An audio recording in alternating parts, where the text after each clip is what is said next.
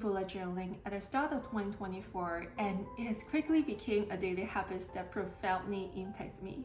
It's bringing me clarity and self-understanding, helping me to be more intentional with my time and focus on my directions and goals. They say, life situations are an accumulation of daily decisions, and journaling definitely helped me be better at making those decisions. In the past 3 months since I started journaling, there are lots of great things happened. I got a new job, I formed new friendship, went to new places, learned new skills. But the best thing is that I have a better idea on where I'm headed and who I am. In the previous video, I show how I set up my bullet journal.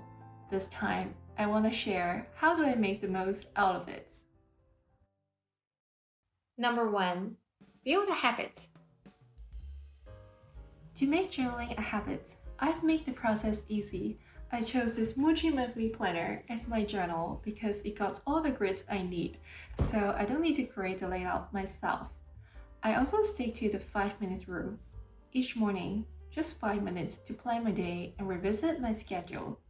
In the evening, I take another 5 minutes to look back on my day and think about how I feel. I also write down 3 things that I'm grateful for. If there's more to write about, I might spend a bit longer. But since it's become a regular part of my routine, it doesn't feel like a chore anymore. Then, I leave my journal and pens on the table, ready for the next day. These simple routines help me stay on track. If I miss a day or two, especially when I'm traveling, I catch up by remembering what's happened in the following days. It's not about being perfect, but being consistent. Number 2. Break things down. When planning my days, I found that breaking things down into actionable small tasks to be incredibly effective. Whether it's writing script for my next video, doing exercise, or calling a friend, I make sure these tasks are manageable. In the evening, I have a habit of crossing out the tasks I've completed or migrating them to the next day if needed. This helps me understand my capacity better so that I can set a more realistic expectation. As a result, I've been able to build self-trust because I follow through on what I set out to do, regardless of the outcomes. It has boosted my confidence because I now believe that I can accomplish even more. And it actually reminds me of the quote I read somewhere and I wrote it down on my journal.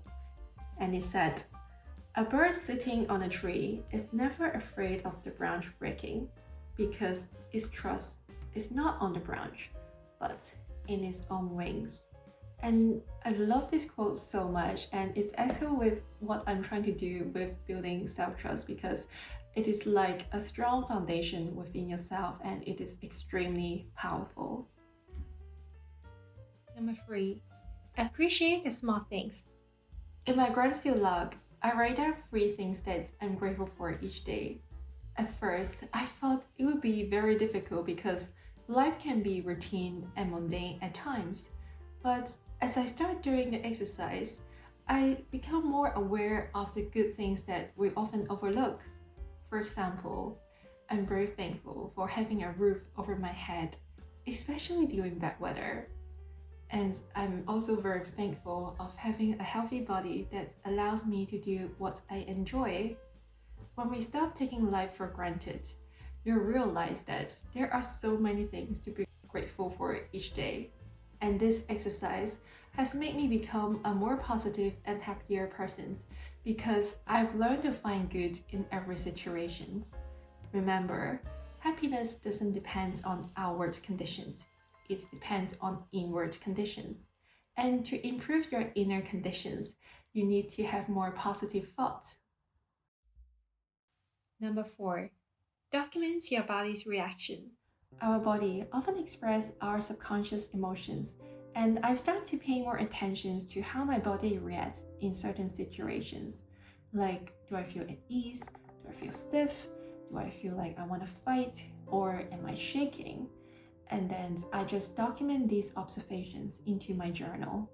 And I've also learned to label my feelings and separate different emotions.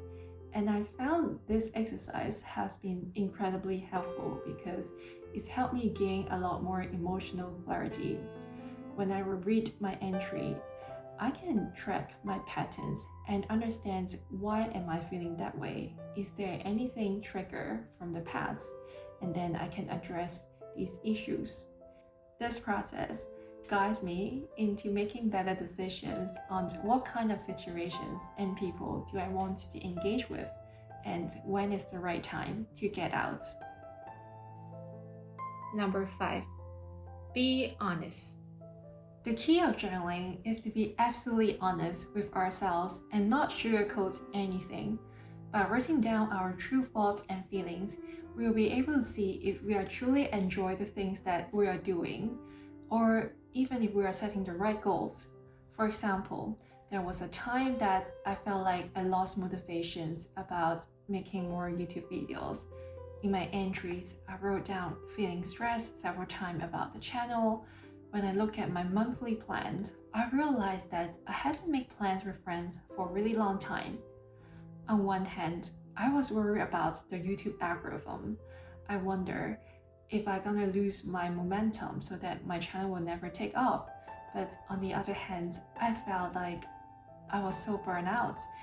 And then I just asked myself, what is the point if I don't enjoy the process? So that I readjust my priority and I make less video, but I spend more time into making more connections and spend time with my friends and family. And now I feel like I have a better balance. So if you're thinking about starting a journaling habit, I hope this video inspires you. Journaling is something that I genuinely love and enjoy doing. And if you like this video, don't forget to subscribe me. In my channel, I usually share about how to make my life more intentional and inspiring. I'll see you!